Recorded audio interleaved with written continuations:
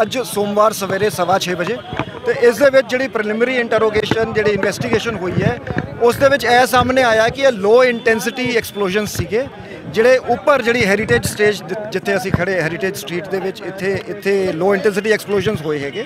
ਸੋ ਅਸੀਂ ਇਸ ਦੀ scientifically investigation ਕਰ ਰਹੇ ਹਾਂ। ਸਾਡੀ ਫੋਰੈਂਸਿਕ ਟੀਮ ਇੱਥੇ ਮੌਕੇ ਤੇ ਹੈਗੀ ਤੇ ਕੋਈ ਵੀ ਸਾਨੂੰ ਟ੍ਰਿਗਰਿੰਗ ਮੈਕੈਨਿਜ਼ਮ ਜਾਂ ਡੈਟੋਨੇਟਰ ਨਹੀਂ ਮਿਲਿਆ ਹੈਗਾ ਮੌਕੇ ਤੇ ਜਿਸ ਤੋਂ ਇੰਜ ਜਾਪਦਾ ਹੈਗਾ ਕਿ ਕਿਸੇ ਕੰਟੇਨਰ ਦੇ ਵਿੱਚ ਐਕਸਪਲੋਸਿਵ ਮਟੀਰੀਅਲ ਰੱਖ ਕੇ ਜਿਹੜਾ ਹੈਗਾ ਉਹ ਐਕਸਪਲੋਜਨ ਕੀਤਾ ਗਿਆ ਹੈ। Absence of triggering mechanism means that it is a crude kind of a device. ਅਸੀਂ ਇਸ ਨੂੰ ਪੂਰੇ ਡੀਪਲੀ ਇਨਵੈਸਟੀਗੇਟ ਕਰਾਂਗੇ। ਅਸੀਂ ਕੋਈ ਐਂਗਲਸ ਰੂਲ ਆਊਟ ਨਹੀਂ ਕਰ ਰਹੇ ਹੈਗੇ। ਪ੍ਰੀਲਿਮਿਨਰੀ ਇਹ 2-3 ਗੱਲਾਂ ਮੈਂ ਕਹਿਣਾ ਚਾਹਾਂਗਾ ਕਿ ਇਹ ਕਿਸੇ ਦੀ ਮਿਸਚਿਫ ਹੈਗੀ। It is too early to say ਕਿ ਇਟ ਇਜ਼ ਮਿਸਚਿਫ ਜਾਂ ਇਟ ਇਜ਼ ਟੈਰਰ ਐਂਗਲ ਜਾਂ ਕਿਸੇ ਦਾ ਪਰਸਨਲ ਐਂਗਲ ਹੈ। ਸੋ ਅਸੀਂ ਕੋਈ ਵੀ ਐਂਗਲ ਰੂਲ ਆਊਟ ਨਹੀਂ ਕਰਾਂਗੇ। ਅਸੀਂ ਸਾਰੇ ਐਂਗਲਸ ਤੋਂ ਡੀਪਲੀ ਇਨਵੈਸਟੀਗੇਟ ਕਰਾਂਗੇ। ਐਕਸਪਲੋਸਿਵਸ ਆਰ ਵੈਰੀ ਕਰੂਡਲੀ ਅਸੈਂਬਲਡ ਜਿਹੜੀ ਡਿਵਾਈਸ ਹੈਗੀ। ਟ੍ਰਿਗਰਿੰਗ ਮੈਕੈਨਿਜ਼ਮ ਕੋਈ ਨਹੀਂ ਮਿਲਿਆ ਹੈ, ਡੈਟੋਨੇਟਰ ਕੋਈ ਨਹੀਂ ਮਿਲਿਆ ਹੈ। ਸੋ ਇਸ ਦੇ ਨਾਲ ਹੀ ਮੈਂ 2-3 ਗੱਲਾਂ ਜਿਹੜੀਆਂ ਕਹਾਂਗਾ ਕਿ ਪੰਜਾਬ ਪੁਲਿਸ ਪੂਰੀ ਤਰ੍ਹਾਂ ਸક્ષਮ ਹੈ। ਤੁਸੀਂ ਜਿਵੇਂ ਇੱਥੇ ਖੜੇ ਹੋ ਆਵਾਜਾਈ ਲੋਕਾਂ ਦੀ ਜਿਹੜੀ ਹੈਗੀ ਐਵਰੀਥਿੰਗ ਇਜ਼ ਨਾਰਮਲ। ਸੋ ਮੈਂ ਲੋਕਾਂ ਨੂੰ ਅਸ਼ੋਰ ਕਰਦਾ ਹਾਂ ਕਿ ਅਸੀਂ piece harmony law and order ਬਣਾ ਕੇ ਰੱਖਾਂਗੇ। ਨੰਬਰ 2 ਫੇਕ ਰਿਊਮਰਸ ਦੇ ਵਿੱਚ ਕਈ ਵਾਰੀ ਲੋਕੀ ਗਲਤ ਗੱਲਾਂ ਕਹਿੰਦੇ ਆ। ਸਾਡਾ ਫੈਕਟ ਚੈੱਕ ਕਰੋ। ਸਾਡੇ ਸੋਸ਼ਲ ਮੀਡੀਆ ਹੈਂਡਲਸ ਹੈ, ਅਸੀਂ ਆਫੀਸ਼ੀਅਲੀ ਰਿਲੀਜ਼ ਕਰਾਂਗੇ। ਥਰਡਲੀ ਵਾਈਟ ਪਾਊਡਰ ਬਰਾਮਦ ਹੋਇਆ ਸੀਗਾ ਥੋੜਾ ਜਿਹਾ। ਦੇਖੋ ਜੀ ਆਈਈਡੀ ਤੇ ਕੋਈ ਵੀ ਜਿਵੇਂ ਮੈਂ ਕਿਹਾ ਜਿਹੜਾ ਕਰੂਡ ਐਕਸਪਲੋਜਨ ਹੈ ਜੀ। ਸੋ ਬੇਸਿਕਲੀ ਆਈਈਡੀ ਹੁੰਦੀ ਹੈ ਜਿਹਨੂੰ ਆਪਾਂ ਕਹਿੰਦੇ improvised explosive device. So anything which causes an explosion is an IED. So we are looking into it कि यह किसी शरारती बंदे दी मिसचिफ हैगी या यह कोई ऑर्गेनाइज्ड अटैम्प्ट है, किसी का कोई मॉड्यूल हैगा। इस दी टाइमिंग जिहड़ी हैगी उस दी की सिग्निफिकेंस है। सो इन्वेस्टिगेशन दे विच असी टैक्नीकली CCTV फुटेज लेके टैक्नीकल मीनस तो ਜਿਹੜੇ ਵੀ ਸਾਨੂੰ ਇੱਥੇ ਮੌਕੇ ਤੇ ਲੋਕ ਸੀਗੇ ਸਾਰਿਆਂ ਨੂੰ ਇਨਵੈਸਟੀਗੇਸ਼ਨ 'ਚ ਜੁਆਇਨ ਕਰਾ ਕੇ ਅਸੀਂ ਇਸ ਨੂੰ ਥ੍ਰੈਡ ਬੇਅਰ ਕਰਾਂਗੇ ਕਿ ਇਹ ਕਿਵੇਂ ਹੋਈ ਗੱਲ। ਹੁਣ ਤੱਕ ਦਾ ਕੀ ਅਪਡੇਟ ਹੈ ਜੀ? ਹੁਣ ਤੱਕ ਦਾ ਕੀ ਅਪਡੇਟ ਹੈ? ਦਿਸ ਇਜ਼ ਦੀ ਦੇਖੋ one person has received minor injuries today ਤੇ ਇੱਕ ਮਾਈਨਰ ਇੰਜਰੀਜ਼ ਪਰਸੋਂ ਵੀ ਰਿਸੀਵ ਹੋਈਆਂ ਸੀ। ਐਜ਼ ਆਈ ਸੈਡ ਕਿ ਇਹ ਬਹੁਤ ਲੋ ਇੰਟੈਂਸਿਟੀ ਐਕਸਪਲੋਸਿਵ ਸੀਗਾ। ਮੇਰੀ ਇੱਥੇ ਜਿਹੜੀ ਪ੍ਰੈਜ਼ੈਂਸ ਹੈਗੀ ਮੈਂ 2 ਚੀਜ਼ਾਂ ਕਰਕੇ ਇੱਥੇ ਆਇਆ। ਇੱਕ ਤੇ ਲੋਕਾਂ ਨੂੰ ਅਸ਼ੋਰ ਕਰਨ ਲਈ ਕਿ Punjab police is there to keep the state secure and safe.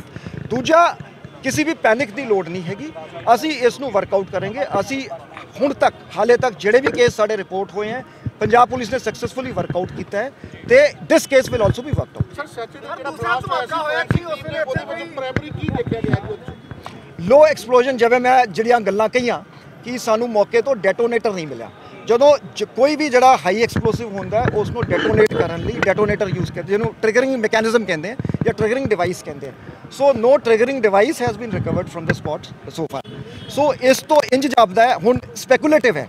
ਜੇ ਮੈਂ ਇਹ ਕਹਿੰਦਾ ਵੀ ਤੁਸੀਂ you will like to put words into my mouth ਕਿ ਪੋਟੈਸ਼ੀਅਮ ਜਿਹੜਾ ਉਹ ਕਲੋਰੇਟ ਤੇ ਸਲਫਰ ਹੁੰਦਾ ਹੈ। ਸੋ ਮੈਂ ਇਹ ਨਹੀਂ ਕਹਾਂਗਾ because we are not sure. We will go by the scientific ਹੁਣ it is although regulated है but इस तरह के substances बहुत easily भी available है मार्केट ਦੇ ਵਿੱਚ।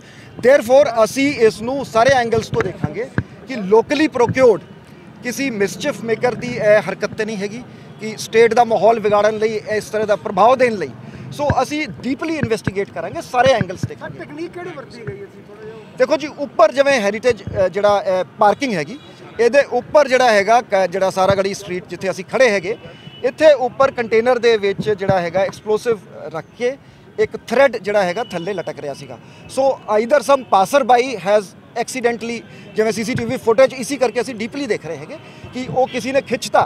ਸੋ ਉਹ ਡਿਵਾਈਸ ਜਿਹੜੀ ਹੈਗੀ ਉੱਪਰੋਂ ਥੱਲੇ ਡਿੱਗ ਪਈ ਤੇ ਇੱਕ ਐਕਸਪਲੋਜਨ ਹੋ ਗਿਆ। ਆਵਾਜ਼ ਕਾਫੀ ਹੋਈ ਪਰ ਅਦਰਵਾਈਜ਼ ਦੇਰ ਵੇਰ ਨੋ ਸ਼ਾਰਪਨਲਸ ਜਿਹੜੇ ਵਿੱਚ ਸ਼ਾਰਪਨਲ ਕੋਈ ਵੀ ਨਹੀਂ ਸੀਗੇ ਤੇ ਇੰਜਰੀ ਬਹੁਤ ਮਾਈਨਰ ਹੋਈ ਹੈ but yes loud noise was there. Sir ਜਦੋਂ ਸੈਕੰਡ ਬਲਾਸਟ ਹੋਇਆ ਤਾਂ ਡਿਪਲੋਇਮੈਂਟ ਨਹੀਂ ਸੀ ਇੱਥੇ? ਸੀਪੀ ਸਾਹਿਬ ਤੁਹਾਨੂੰ ਡਿਟੇਲ 'ਚ ਬਰੀਫ ਕਰ ਦਾਂਗੇ। ਅਸੀਂ ਸਾਰੇ ਐਸਪੈਕਟਸ ਨੂੰ ਦੇਖਾਂਗੇ, ਕੇਸ ਨੂੰ ਟਰੇਸ ਕਰਾਂਗੇ। ਫੇਕ ਰਿਊਮਰਸ ਤੇ ਨਾ ਜਾਓ। ਇਹ ਕਿਸੇ ਦੀ ਮਿਸਚਿਫ ਹੋ ਸਕਦੀ ਹੈ। ਅਸੀਂ ਪੰਜਾਬ ਦੇ ਵਿੱਚ ਪੀਸ ਤੇ ਹਾਰਮਨੀ ਨੂੰ ਡਿਸਟਰਬ ਨਹੀਂ ਹੋਣ ਦੇਵਾਂਗੇ।